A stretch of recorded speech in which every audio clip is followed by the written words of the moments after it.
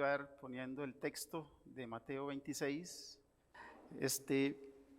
Quiero que leamos lo que dice Mateo 26 del 36 al 46. Dice: entonces llegó Jesús a ellos a un lugar que se llama Getsemaní y dijo a sus discípulos: sentaos aquí, entre tanto que voy y oro. Y tomando a Pedro y a los dos hijos de Zebedeo, comenzó a entristecerse y a angustiarse en gran manera. Entonces Jesús le dijo: mi alma está muy triste hasta la muerte, quedaos aquí y velad conmigo. Yendo un poco adelante, se postró sobre su rostro, orando y diciendo: Padre mío, si es posible, pasa de mí esta copa, pero no sea como yo quiero, sino como tú. Vino luego a sus discípulos y los halló durmiendo y dijo a Pedro: así que, ¿no habéis podido velar conmigo una hora? Velad y orad para que no entréis en tentación. El espíritu a la verdad está dispuesto, pero la carne es débil. Otra vez fue y oró por segunda vez diciendo: Padre mío, si no puede pasar de mí esta copa sin que yo la beba, hágase tu voluntad. Vino otra vez y los halló durmiendo, porque los ojos de ellos estaban cargados de sueño. Y dejándolos, se fue de nuevo y oró por tercera vez, diciendo las mismas palabras. Entonces vino a sus discípulos y les dijo: dormid ya y descansad. He aquí ha llegado la hora, y el Hijo del Hombre es entregado en manos de pecadores. Levantaos, vamos, ved, se acerca el que me entrega. Creo que por lo menos la mayoría de los que estamos aquí conocemos el contexto de lo que está sucediendo. Horas y momentos previos a que el Señor Jesucristo fuera entregado para ir a morir en la cruz del Calvario. Yo traje una pequeña reflexión que la he titulado Perseverar en la voluntad de Dios. Y hermanos, en la medida que vayamos analizando la reflexión del texto, quiero decirle algo. Muchas veces no es fácil perseverar en la voluntad de Dios. Jesús lo dijo en más de una ocasión: yo no vine a hacer mi voluntad, sino la voluntad del que me envió. En San Juan 6:38 él lo mencionó. El salmista en el Salmo 143, versículo 10 dice: enséñame a hacer tu voluntad, porque tú eres mi Dios, tu buen espíritu me guíe a tierra de rectitud. Y a través de toda la Escritura, usted va a encontrar que una de las cosas a las cuales Dios nos invita y nos llama y que nosotros debemos hacer es siempre buscar estar en la voluntad de Dios. Esto nos enseña que las expresiones de Jesús es una muestra más de que Él y el Padre eran un mismo ser, el Dios de los cielos, el Dios creador. Entonces nos brinda a nosotros lecciones, el ejemplo supremo de permanecer en la voluntad de Dios. Primera cosa, en cuanto a hacer la voluntad de Dios y perseverar en la voluntad de Dios. Una cosa es conocer la voluntad de Dios y otra cosa es hacer la voluntad de Dios. La voluntad de Dios, según algunos teólogos, se divide en dos grandes segmentos, lo que le llaman la voluntad de Dios permisiva y la voluntad de Dios no permisiva. La voluntad de Dios no permisiva es aquella que tiene que ver con los decretos, con lo que Dios decide como soberano Dios, y nadie se puede oponer a esa voluntad que Él tiene. Y la otra voluntad de Dios, que es permisiva, es aquella que tiene que ver con nuestras normas, con las pautas y los métodos que Dios quiere que usted y yo sigamos en nuestra vida. Entonces, podemos desde ese punto de vista entender que habrá muchas cosas que vienen y que acontecen en nuestra vida que son voluntad soberana de Dios y que nosotros no podremos cambiarlas. Como también habrá algunas otras cosas que vienen a nuestra vida que están dentro de la voluntad permisiva de Dios, y a veces al no hacer lo que Él quiere que nosotros hagamos, nos metemos en serios problemas en nuestra vida. Entonces, para el creyente, y no solamente para el pastor o la familia pastoral, el tema de perseverar en la voluntad de Dios se debe entender como algo realmente de mucho interés para cada creyente, porque qué importante es cuando usted y yo estamos haciendo la voluntad de Dios. Lo primero, no se puede hacer la voluntad de Dios dentro de un contexto en el cual estamos. El primer requisito que se tiene que cumplir para poder estar dentro de la voluntad de Dios es ser un hijo de Dios. El impío o el inconverso, o como dice San Juan, los hijos del diablo, es fuerte pero sincero, así lo dijo Jesús, y no son palabras mías, Jesús lo dijo.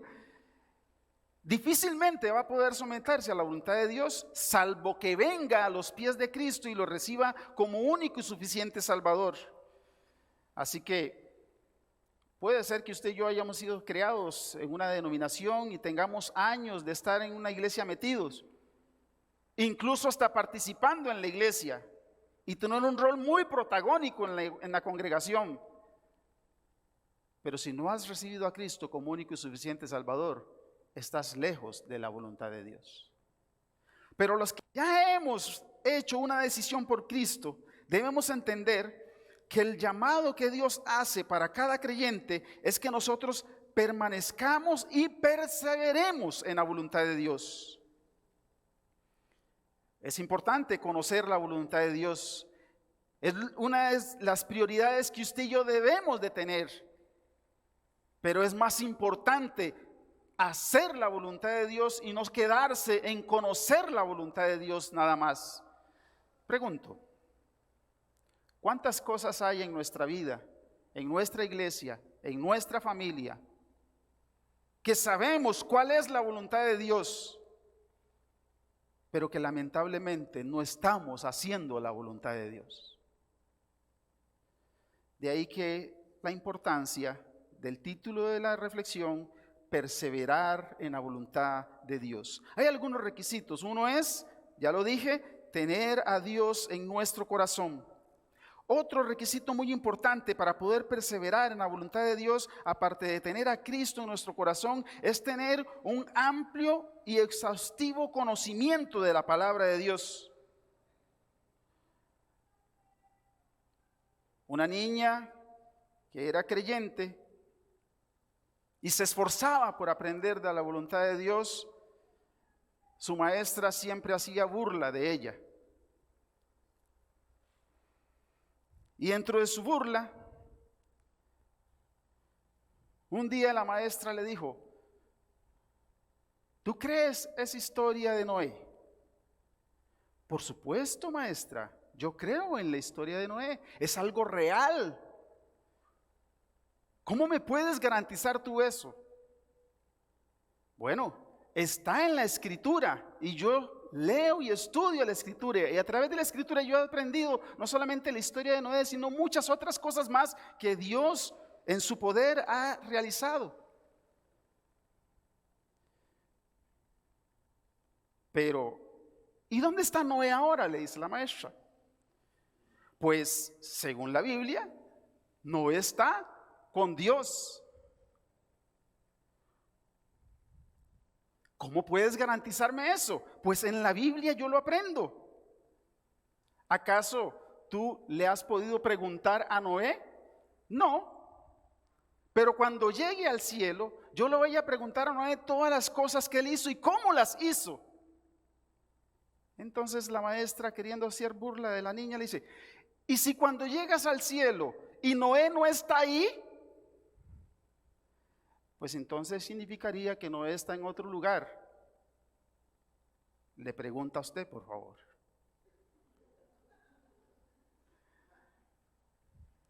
lo importante de conocer la palabra de Dios nos permite perseverar en la voluntad de Dios.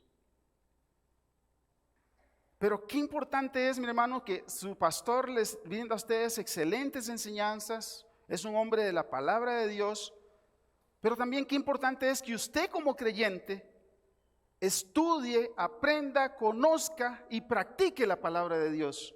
Eso, aparte del complemento que pueda hacer su pastor, ¿verdad? Que es un complemento, le puede y le permite a usted y a mí a perseverar en la voluntad de Dios. Ya tenemos a Cristo en nuestro corazón, ¿quién lo tiene? Pero también es importante, mi hermano, que conozcamos la palabra de Dios, porque ella es la que nos va a permitir, nos va a llamar, nos va a corregir, si nos estamos desviando, nos va a decir, no es por aquí, es por acá. Entonces, otro elemento importante es conocer la palabra de Dios. Y sumado al conocer la palabra de Dios, también se requiere otra cosa importantísima, es que usted y yo tengamos disposición y entrega para que al conocer la voluntad de Dios demos el siguiente paso de no solamente conocer, sino también hacer la voluntad de Dios en nuestra vida, que es lo que dice la epístola de Santiago, que no debemos de ser oidores olvidadizos de la palabra, sino que dice, hacedores de la palabra de Dios. Entonces aquella persona que sabe mucho de la Biblia, pero no está haciendo lo que la Biblia dice, con todo el respeto que usted merece, le quiero decir, es necesario hacer para decir que estoy perseverando en la voluntad de Dios. Algunos obstáculos que tenemos y que estorban para no perseverar en la voluntad de Dios. Una es nuestra indiferencia delante de Dios. En ocasiones nosotros estamos actuando como que si Dios pudiera equivocarse o está equivocado. Y desconfiamos de Dios. ¿Cuántos jóvenes, verdad? Ahora quizás ya siendo más adultos dicen, uy, me embarqué, por no hacer caso, me casé con la persona equivocada. ¿Cuántas familias hoy están divididas porque muchos cometieron el error de casarse con un inconverso? Y ahora uno jala para un lado, el otro jala para el otro lado, y cuando hay niños no se sabe dónde se lleva el niño, si se bautiza pequeño o no se bautiza pequeño. Y es un enredijo que se hace, mi hermano, porque a veces estamos creyendo que Dios se puede equivocar con la persona que nos tiene preparada para ser nuestra familia. Y estoy poniendo un ejemplo sencillo, pero cuántas cosas más hay en nuestra vida que por desconfiar del que Dios tiene el control de las cosas, tomamos nuestras propias decisiones sin consultar con Dios y sin tomar en cuenta lo que Dios quiere que pase en nuestra vida. Vemos un Jesús con sus compinches que en los momentos más críticos lo dejaron solo. Y sí, físicamente estaban con él, pero no estaban en lo mismo. No estaban entonados en lo mismo. Porque Jesús estaba en ese momento crítico buscando hacer ¿qué? La voluntad de su Padre. Y hacer la voluntad de nuestro Padre, hermanos, conlleva también mucha oración.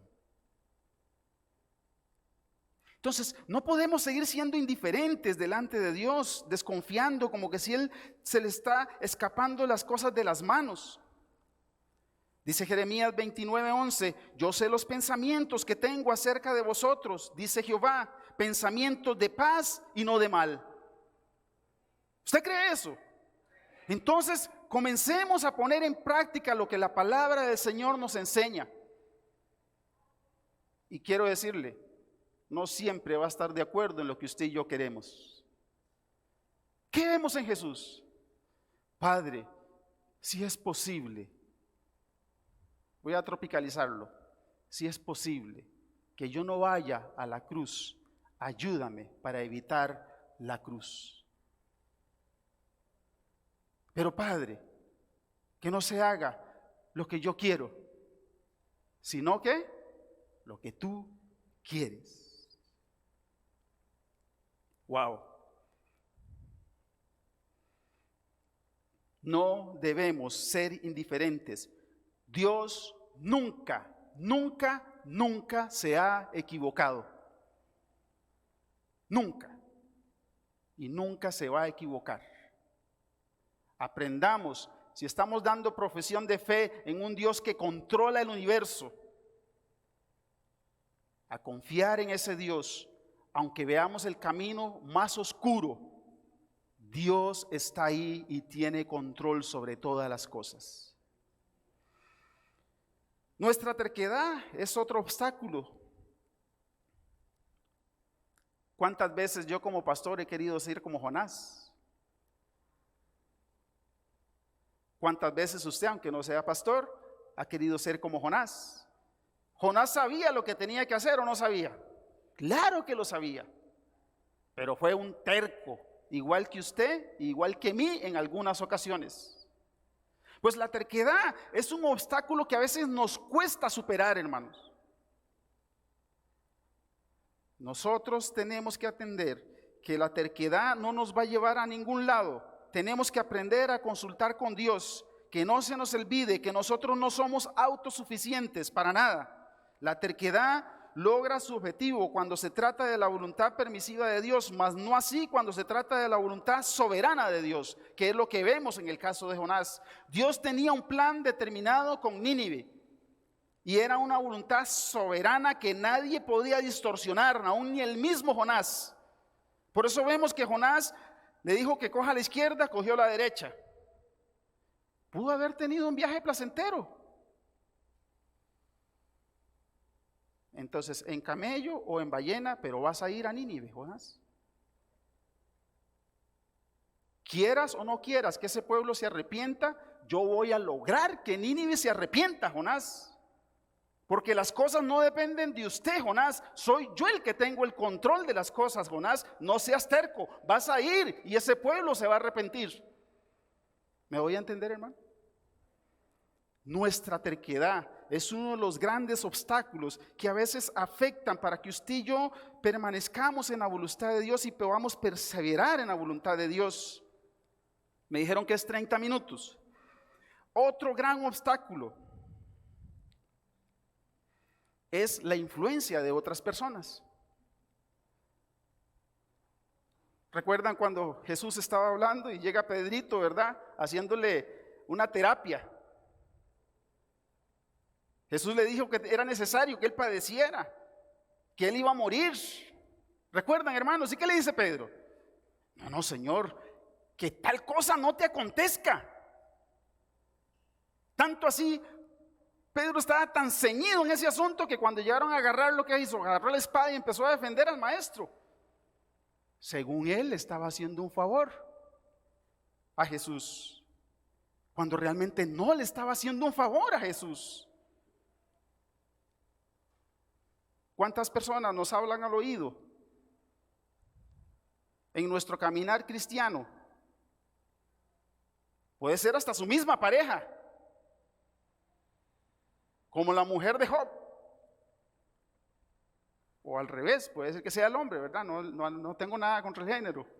El punto es, la influencia de otras personas tienen un alto impacto en nuestras decisiones en el sentido de poder perseverar en la voluntad de Dios. En nuestro peregrinar cristiano vamos a estar influenciados por muchas personas que nos inducen, nos provocan, nos desvían de la voluntad de Dios para que nosotros nos apartemos de la soberana voluntad de Dios. Pedro le dijo, ten compasión de ti a Jesús. La reacción de Jesús, ¿cuál fue? Uy, Pedro, qué salvada que usted me está apoyando. Qué dicha que usted me entiende. ¿Fue esa la reacción de Jesús? No, hermano. Jesús reaccionó y le dijo, quítate, apártate de mí.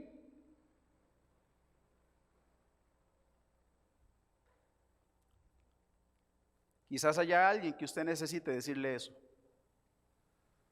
Porque la influencia que está teniendo sobre su vida está afectando el hecho de que usted persevere o no persevere en la voluntad de Dios. El otro obstáculo es un mal entendimiento de lo que realmente es la adversidad y el sufrimiento. El perseverar en la voluntad de Dios no es sinónimo de ausencia de adversidad. El perseverar en la voluntad de Dios no significa o no es sinónimo de que no van a haber conflictos en nuestra vida. En algunos casos, el perseverar en la voluntad de Dios puede incluso implicar la muerte. ¿Cierto? No necesita contestar públicamente. ¿Está usted dispuesto a morir? Wow.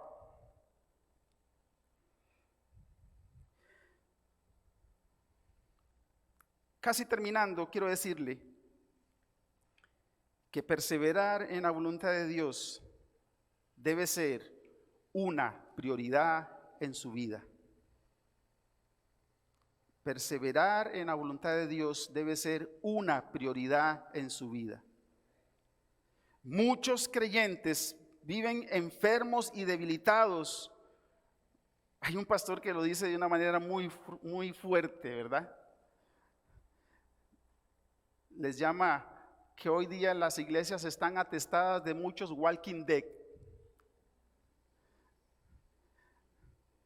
Y eso pasa muchas veces porque un alto porcentaje de los creyentes no tienen el hecho de perseverar en la voluntad de Dios como una prioridad en su vida.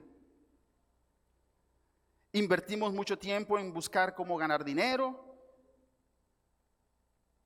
Estamos muy enfocados en cómo lograr el éxito. Cuando realmente la Biblia lo que nos dice en Mateo 6:33 es: buscad primeramente el reino de Dios y su justicia, y todas las demás cosas os serán añadidas. Pero nosotros actuamos al revés.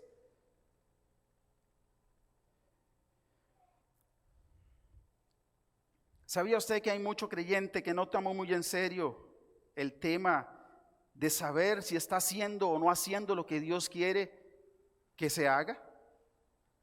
El salmista en el Salmo 25:4 dice: muéstrame, oh Jehová, tus caminos, enséñame tus sendas. Dios responde al salmista y le dice: me buscaréis y me hallaréis cuando me busquéis con todo tu corazón. Muchos lamentablemente no tienen el más mínimo sentido de prioridad en los asuntos del reino de Dios. Por último, hay algunos beneficios de perseverar en la voluntad de Dios. En primer lugar, el primer beneficiado cuando se está perseverando en la voluntad de Dios es usted mismo. Así de sencillo. Debemos entender que nosotros somos los primeros. Esto implica que cuando yo estoy haciendo y perseverando en la voluntad de Dios, no hay nada más bonito, mi hermano, que saber que estoy llevando una muy buena relación con Dios. Segundo,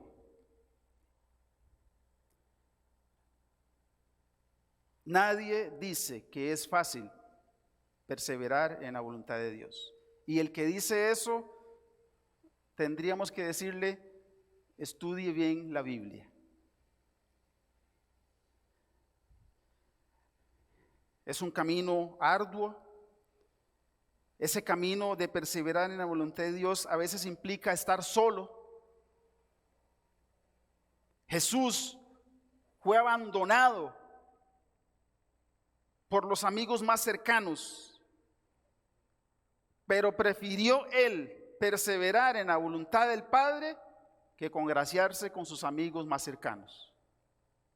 Entonces, Dios ha dado promesa que Él estará con nosotros, y eso implica que aún muchas personas probablemente nos abandonen, pero Dios estará con nosotros siempre. Perseverar en la voluntad de Dios también nos permite llegar a la meta que Dios ha trazado para nuestra vida. Y otro elemento importante de perseverar en la voluntad de Dios es que en los momentos más difíciles, Dios fortalece nuestra alma para seguir adelante. Dice Lucas 22:43 que cuando Jesús estaba en esa situación, dice el 43, y se le apareció un ángel del cielo, dice, para fortalecerlo. En los momentos más oscuros, en los momentos más difíciles, Dios traerá fortaleza de lo alto. Para aquel creyente que está perseverando en la voluntad de Dios. Jesús siempre dijo: hágase tu voluntad y no la mía. Este no es un término o una expresión que se debe tomar a la ligera. Si usted está orando por un familiar que está enfermo y no sabe si se va a sanar, si usted está diciendo: Señor, te lo pido con todo el corazón, pero hágase su voluntad, aténgase a las consecuencias y acepte la voluntad de Dios. ¿Cuánto creyente hay en la vida? Y yo ministerialmente le puedo decir de muchos testimonios que muchas personas, cuando se le murió el familiar, cuando se le murió el amigo, cuando se le murió el hermano, se enojó con Dios. ¿Quién soy yo para cuestionar a Dios? Perseverar en la voluntad de Dios, hermanos, nos va a traer soledad, nos va a traer dolor, nos va a traer angustia, nos va a traer tristeza, pero también nos va a traer gozo y alegría y fortaleza de lo alto, porque Dios trae consuelo al corazón que es atribulado. Cuando Jesús se bautizó, se dice que una voz del cielo se escuchó con la siguiente expresión: este es mi Hijo amado, en quien tengo complacencia. Quizás no podemos escuchar la voz audible de Dios, pero cuando usted habla con su Padre, puede usted sentir en su corazón eso, que Dios dice: este es mi Hijo amado, en quien tengo complacencia. Eso alegra el corazón de Dios cuando usted y yo estamos perseverando en su voluntad. Termino diciendo que nuestro hermano Pastor Adolfo es un hermano fácil de amar. Es un hermano humilde. Es un siervo. Es un hermano que se equivoca.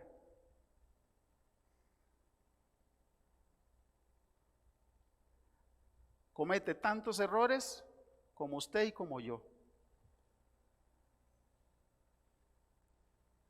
Cuidado si no más.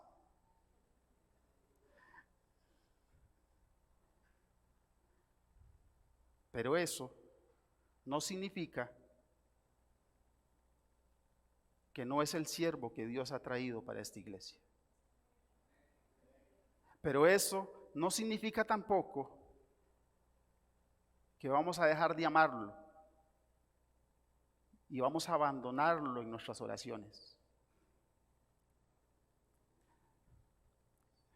Hermanos, ser pastor estadísticamente está comprobado que es una de las funciones más difíciles que hay en el mundo. Los pastores pasan mucha soledad, consuelan corazones y nadie consuela el de él. Debe estar en todas las actividades y muchas veces él está solo. El pastor es tan humano como usted y como yo, y requiere de su apoyo. Jeremías dice que Dios habló y dijo: os daré pastores conforme a mi corazón. Usted no es el que exige el perfil del pastor que necesita la iglesia. Es Dios quien tiene el perfil del pastor que esta iglesia necesita. Y eso implica también que perseverar en la voluntad de Dios es siempre amar y respetar ese pastor que Dios tiene en esta iglesia. Amén. Vamos a orar.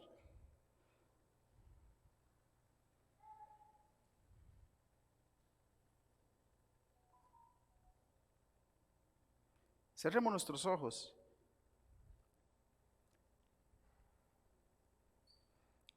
Y démosle gracias a Dios por este tiempo maravilloso. Dios y Padre amado, en esta mañana queremos darte infinitas gracias. Gracias por tu palabra que ha sido expuesta. Ayúdanos, enséñanos a perseverar en tu voluntad. Hemos aprendido, estamos conscientes de que tu palabra enseña que no siempre será fácil, oh Dios. Pero qué importante es estar conscientes de que tú estás con nosotros y que tú renuevas nuestras fuerzas cada día.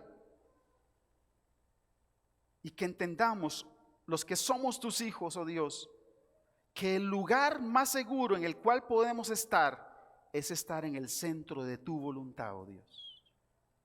Bendice esta iglesia, oh Dios amado. Y bendice de manera abundante a nuestro querido hermano y pastor Adolfo García. Bendice su ministerio.